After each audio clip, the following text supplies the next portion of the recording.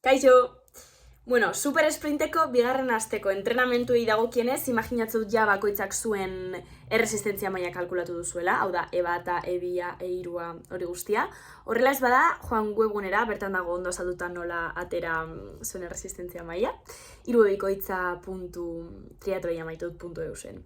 Behin hori kalkulatuta, asteretan ere, 3 eguneko entrenamendu egingo dugu, igeri, korrika eta bizikleta, igeri, bizikleta eta korrika.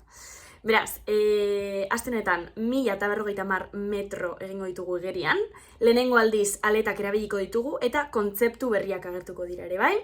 PM, pula, horiek dira igeri egiteko ariketa bereziak eta haien azalpena dago webgunean, bideotutorialin bitartez, beraz, ez larritu, ez duen zalantza, joan webgunera.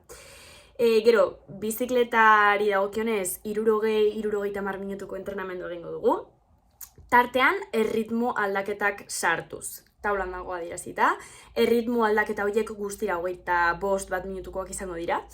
Eta korrikari dagokionez, aurreko astean bezala progresiboak egingo ditugu eta pliometria ariketekin batera tartekatuz.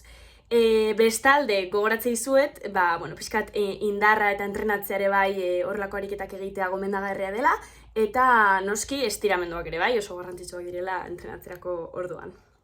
Animo bigarren aste honekin!